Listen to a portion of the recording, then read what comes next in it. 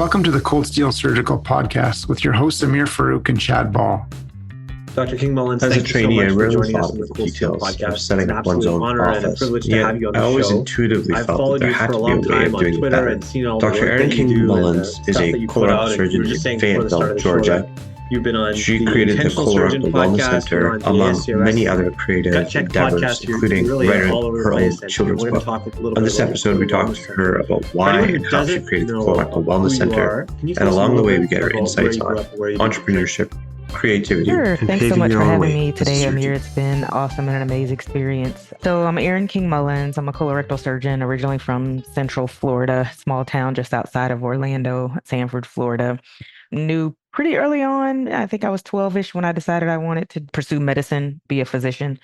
And so kind of went straight hard and heavy through the process, no real deviation, and went to undergrad at Xavier University of Louisiana in New Orleans and matriculated into medical school here in the Atlanta area at Emory.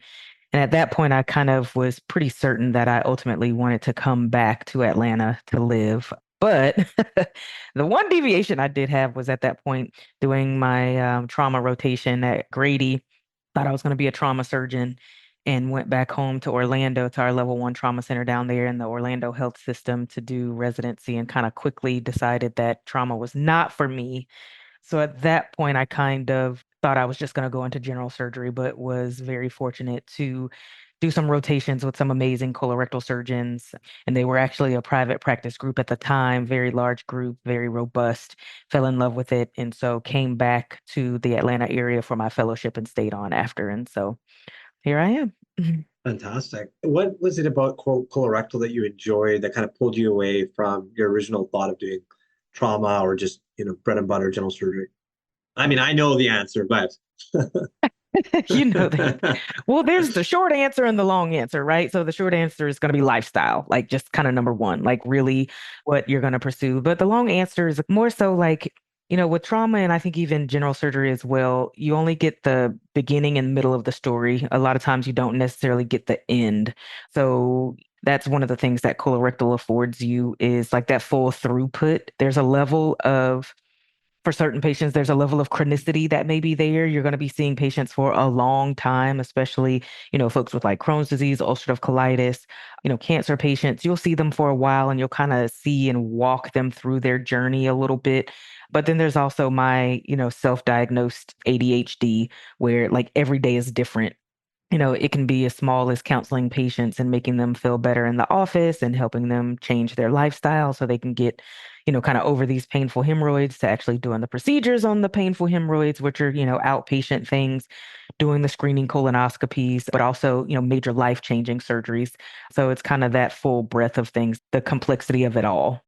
I love that so much. I resonate with so much of what you're saying. I do feel like for colorectal, you do build these relationships. Like I have on my shelf here, like I have all these, thankfully cards from people who have been my patients, and that gives a lot of satisfaction, having seen them at the beginning and been able to take care of them afterwards. So yeah, I resonate so much with what you're saying.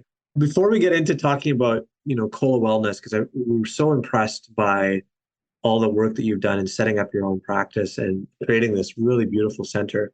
I found out that you've written a children's book. How did you get into that? And can you tell us a little bit about that journey?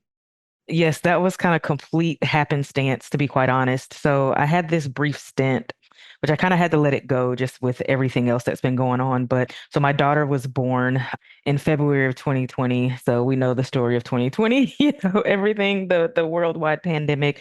And so I actually established this online community called Corona Mamas, because I had a couple of other friends who were pregnant with me, had newborns at the same time.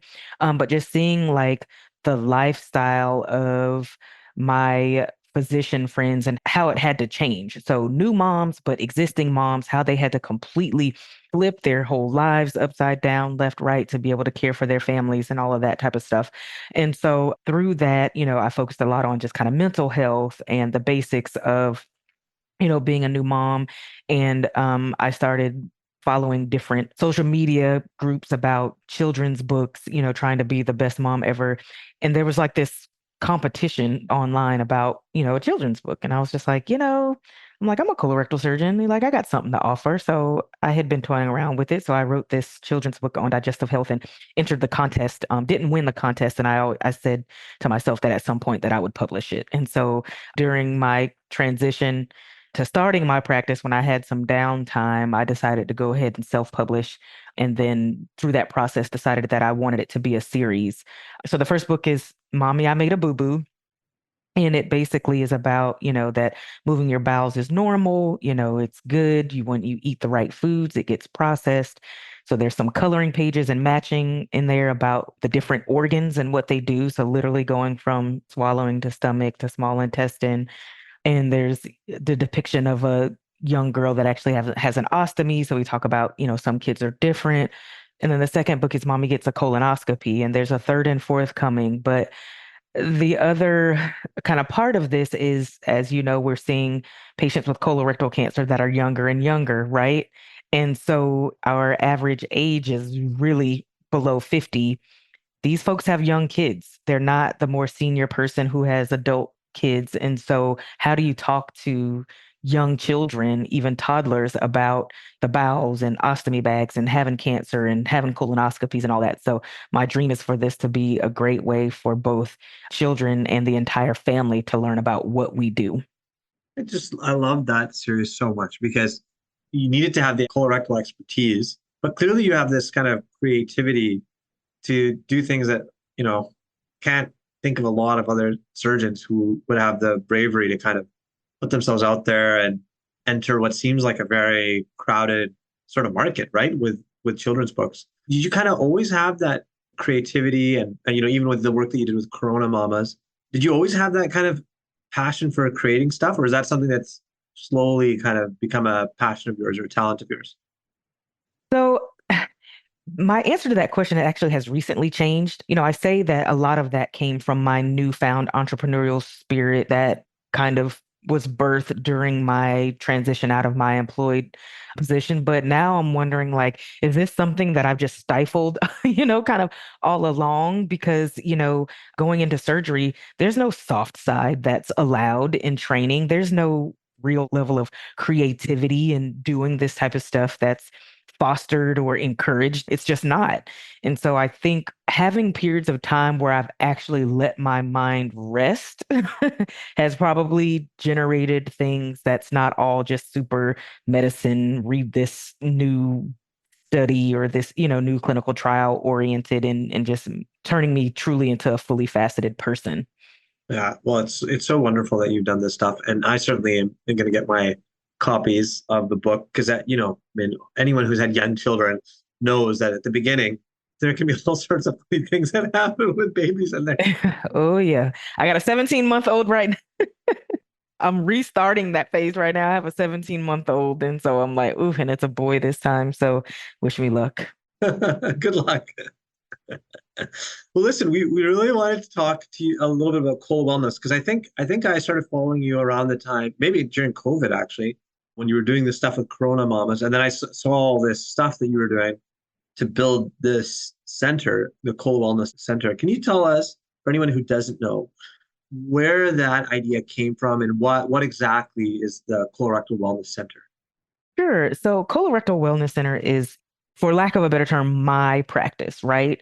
It is the way I want to practice medicine. It's the way I want to take care of patients. It's the culture I want to establish. It's the environment I wanted to establish that is not so easily achieved in the employed model.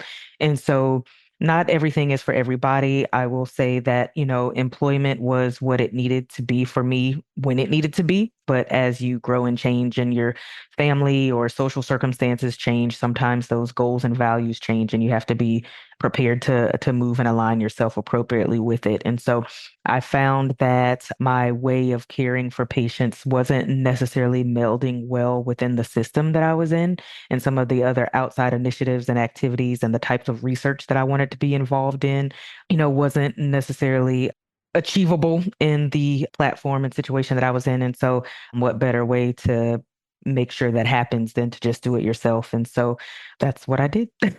So many of our audience is not going to be in North America. Can you just explain a little bit about when you say that you were Sure. employed and then you started your own practice. Can you kind of explain the difference between those two sort of modes of practice? Sure, yes. So I did a fellowship program at a community hospital, and the group there, it had a little bit of a private practice kind of spin on it, but ultimately we were employees of that hospital and hospital system. And so a lot of things are outside of your control in the sense of like normal, just kind of processes on how patients find you, how they interact with the practice, how patients are referred, or who you are subsequently able to refer patients to, but also most importantly, like the culture that's established. So, who's answering the phones, who's greeting patients when they come in, who's assisting you with your patients. And so ultimately, the responsibility of those individuals are not necessarily to you as the physician so much as they are to the system. If some of your other colleagues and partners practice a different way, it's kind of hard for them to kind of conform to 8 different doctors who do things 8 different ways if they're not going to be assigned solely to that one person, which was a struggle because, again, we weren't necessarily assigned our one medical assistant. It could be one person today, one person tomorrow. And then there were some issues, contractually, agreement wise for me that occurred after the pandemic and going on maternity leave. So there was just a lot of complexities to it and just kind of reached the point that there was no further negotiations. And so the decision was made for me to step away from that employment and establish my own practice. So having to find a location and staff and like literally building everything 1000% from the dirt up. That's amazing.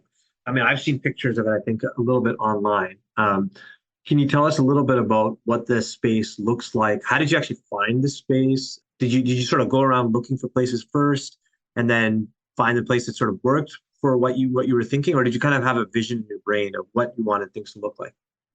Based upon my, restrictive covenant, the non-compete, there was only certain areas that I could go. So I knew the vicinity and where I needed to be. And then one of my friends who's a urologist, female pelvic floor reconstructive physician, she was transitioning out of her practice and we were kind of starting around the same time. And so we shared some contacts and details. She shared with me a realtor, a commercial realtor who helped me find space. And I was fortunate that I found space. So when I say from the ground up, I don't literally mean from dirt, but you know what I mean. But there was an old urology practice that used to be in this office. And so a lot of the initial layout and design, thank goodness, was set up in a good way that I could just completely overhaul and mostly modernize it because it was from like the 1980s and 90s. So there was just a lot of facelifting that needed to happen, but no major construction. And then, knowing that the name of my practice, I want it to be Colorectal Wellness Center, we see patients that are in a lot of angst, for whatever reason. So when they walk through the door, either they've just been diagnosed with cancer or they have symptoms that they read online that they think they have cancer, or they're just in exquisite pain from a fissure or a hemorrhoid. And so we need that first interaction from when they walk through to kind of help ease some of that. And so I knew, blue being colorectal awareness color, greens being very soothing, kind of ocean blues and greens. I knew those were the colors that I wanted to go with.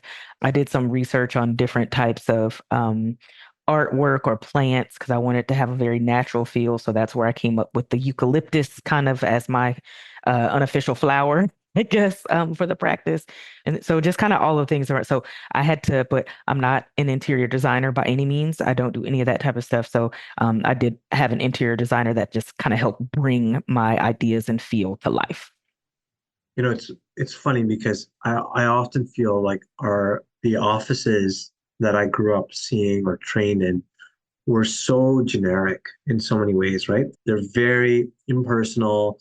It's always the same sort of layout where, you have a reception desk and you have some tables with a bunch of magazines in them. Maybe if you're lucky, if there's for the kids, there'll be some toys and maybe a fish tank or something like, that's about as creative as it gets.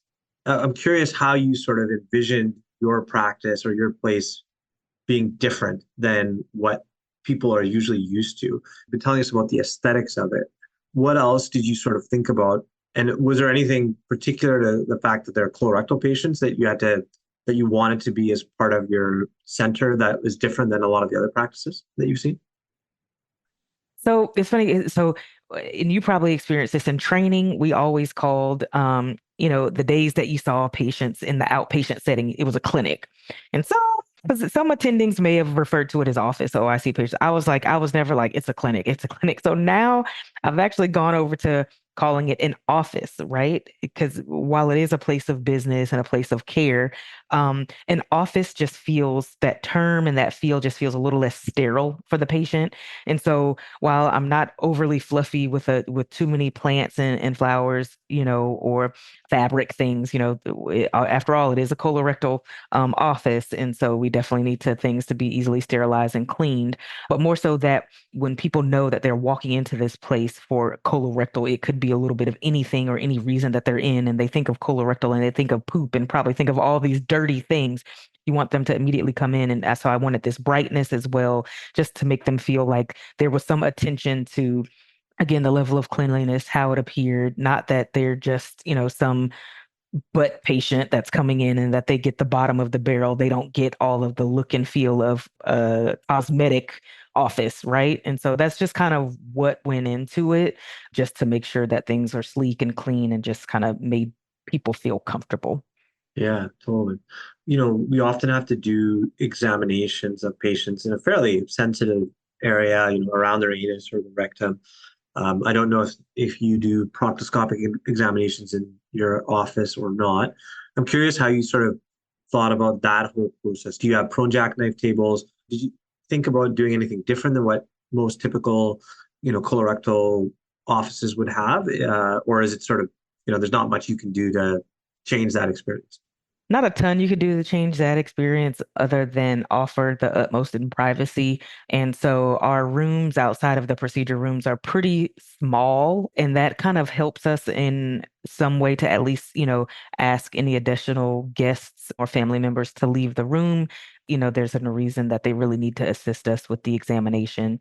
But yeah, prone jackknife tables are expensive. These exam tables are exquisitely expensive. But I was fortunate. Actually, my brother found online a physician who opened his own used medical furniture business based upon, hospitals or physician practices that were closing or moving. And so they completely refurbished these things, completely reupholster all this stuff at a fraction of the price. So I could actually get the actual appropriate examination tables that I wanted, that I'm used to for appropriate visualization.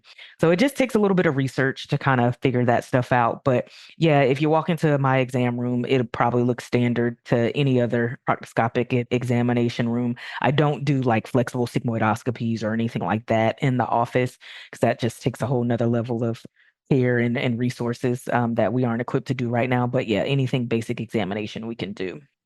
Just while we're on the topic of equipment, what sort of process goes into sterilizing the equipment? Did you have to do you have to have an autoclave on your site?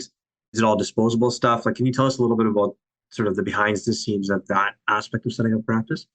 There's both. So we definitely have an autoclave for the reusable instruments, like for small minor procedures, if we're doing like a hemorrhoid excision or an IND of an abscess or something in the office. But the basic anoscopes, found through one of the online servicers, there's a whole litany of them that you have to figure out, which company you're going to go with. So the decision on which company to go with, I leveraged my membership to the American Medical Association. So they have some group purchasing order processes that you can go through. So definitely for anyone who's looking to start a practice, like, don't just say, oh, I'm going to go with this company because it's what I'm used to. You might be surprised at how expensive some things are, just outright, without leveraging some other relationships, or sometimes finding other private practice groups that are in the area. Sometimes you can leverage their relationships with warehouses and things like that to purchase your items and products.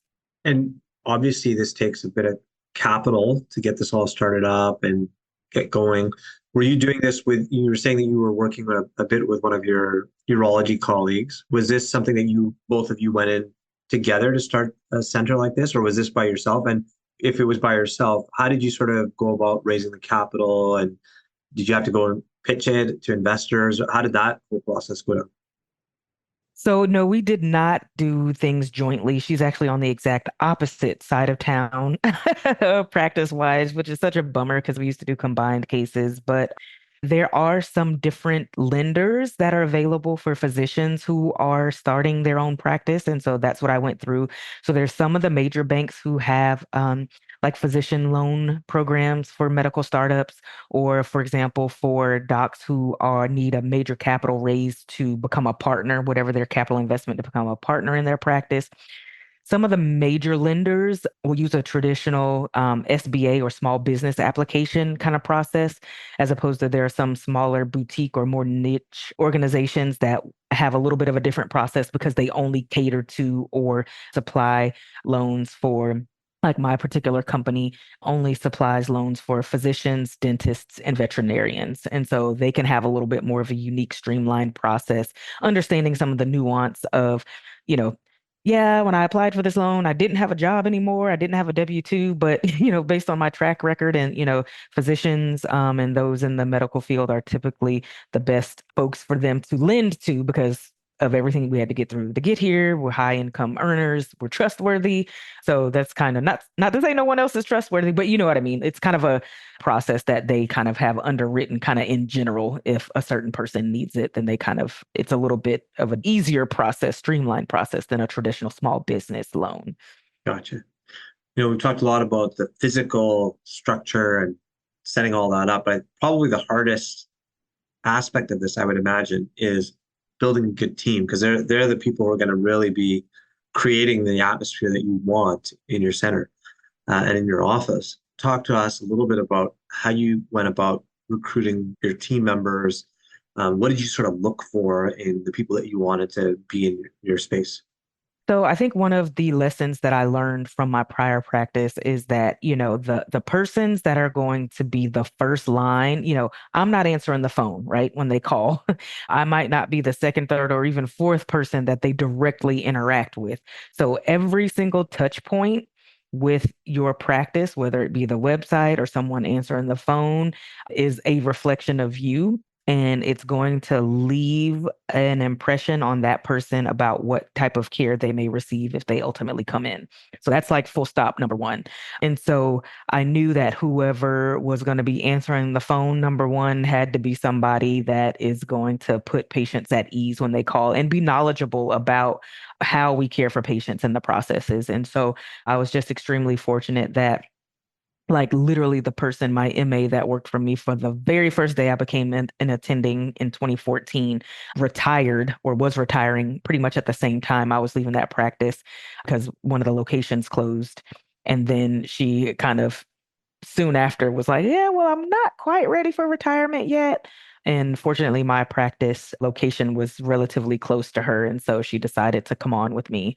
So unfortunately, she's going to be retiring probably next year. But, her years and years of experience and just knowledge in that field for much longer than me, as far as for being a front desk person and MA and all that type of stuff, I learned quite a bit from her. So that loyalty, I call, even when I was in my old practice, I called her my work mom, and she's still taking care of me to this day. So that's kind of how I started, and then using her to help me find and letting her know she's, a partner in this as well, that I'm not going to just make decisions blindly without at least a conversation to make sure it's something that's going to be a right fit, that it's going to be advisable, that's something that's feasible for her to do. So that's how I started with my first person. So before we even moved into the building, we were doing some telehealth visits for the colonoscopy consultations online. And so we would be like in my basement, she's answering the phones and scheduling patients, and I'm doing telehealth visits before we even had a physical building to kind of put things up. Wow, that's amazing. It sounds like you're really blessed to have a wonderful assistant. I'm curious if you've had anyone that started with you and, for whatever reason, things didn't work out, because I think that's one of the hardest things, potentially about starting your own practice, is that sometimes you have to fire people. And I'm curious if that's an experience that you've had, and how did you tackle that? So I'm going to knock on the wood that is my head that I have not had to have that experience yet. So Miss Juliet, my former MA, really came on more so as my front desk person. And then I had a friend, GYN, who was transitioning and merging with another group, and her MA of 15 years, unfortunately, logistically, well, fortunately for me, was not able to continue on with that transition. And she, again, lived 20 minutes from my office.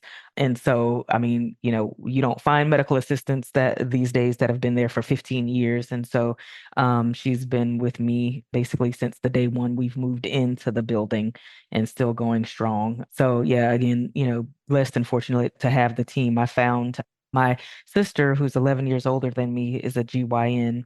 She went into private practice right out of residency. And so the practice manager that she had at that time retired and saw that I started a practice and was like, I'm not ready to retire yet, or I want to help you. I want to do some stuff. And so she came on as part-time, helping me secure and train my current permanent practice manager. And so, yeah, just the stars aligned and my prayers were thankfully answered, because I think that was one of my biggest things, just like defining the team, right? Because one person can essentially make or break you and make or break your practice, This whole process, it must have been incredibly stressful in many ways, right?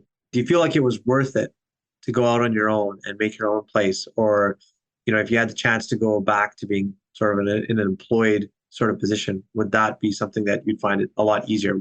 How did you deal with the stress of being an entrepreneur? So I'm still dealing with it, but in a different way, So there's a lot of tangible and intangibles that go into this. So there is the kind of, you get out of it what you put into it when you just look at dollars and cents and financials. If you do this many cases and you stay this lean as far as for managing your overhead, you're just going to get a certain level of, you know, profit or, income based upon that. But the intangible is, in growing my family. Right now I have a 4-year-old that's about to start pre-K in a couple of days and a 17-month-old. To have to really explain yourself as to why you need to take off or why you're not going to, like, I'm not working on Thursday morning, the morning that I'm dropping her off for her first day of school, like, period. And that, like, there should not be much other explanation that's needed after that.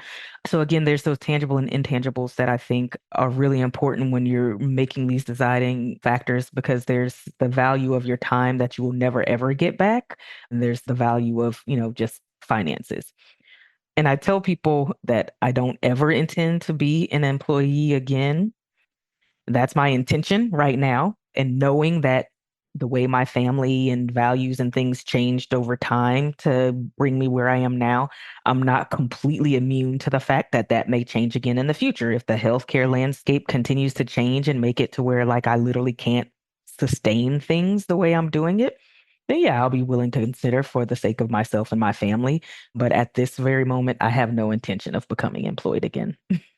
Maybe this is stating the obvious, but you're a Black female surgeon entrepreneur, right? You're at the peak of unfortunately, a mountain that we really need to work to try to get more people in that space. I always hesitate to ask a question like this because it's similarly irritating when someone, I'm a surgeon, right? And I don't want people to put me in a box or define me by a certain way. But, it does matter to a certain extent. And there are challenges that everyone faces. I'm curious your experience as, in building your own practice. What has that been like as a female Black surgeon, mother, all of the above? Do you have any advice specifically for someone who's looking to follow you and emulate you as a role model? The best way I describe it is, over time, you kind of get institutionalized, indoctrinated into a certain way of speaking and behaving and thinking and talking and responding and all of those things. And so the further and further you get down that line, especially if you are of a minority background or lower socioeconomic status, you may feel uncomfortable about certain things. And things kind of really, really came to a head with me understanding my situation when, when I finished residency in 2013, I was literally the first Black female to finish general surgery residency at my program, which is like weird to think for 2013, right? And then one of my really good friends finished a few years behind me and she was the second. And so you get to this point where you're like, I'm tired of known as being the Black woman, this, and that. And you just realize, like, why am I over time, why am I being ashamed of that? And so now, like, I'm totally the opposite. I'm like, yeah, I'm the Black woman colorectal surgeon in this area. So if I'm the type of surgeon you're looking for, then find me. And that frees you up so much because there's a level of competition that goes completely away when you embrace that. When you look at some of your referring providers or your quote unquote competitors and all of those things, I'm like, I don't have to see every colon or, rectum in the Atlanta metro area. I just need to see enough to keep the lights on. And so the people that want to see me, come see me. If you care about, what I look like, then, shame on you. So that's just kind of it. That's so well said. Erin, thank you very much. We know how busy you are, clearly, for spending time with us today. We always close out our podcast with sort of the same question for everybody. And that's, if you were to look back and talk to yourself, maybe as a senior trainee or a junior faculty, what kind of advice would you give yourself? I would say write down your 5 to 10 year plan and then cross it out. So, and then I'm not going to say but you want to you want it to still be visible, because it's always interesting to look back and see what you thought your life would look like or you thought you would expect. But you have to be flexible and understand that it's okay for, you to take detours. It's okay for your life to be completely different than you expected, as long as you, maintain the values that are important to you at that point, and you'll love yourself more for it. So yeah, that's what I'd say. Just write down your plan and cross it out. Oh, I love that. That's awesome.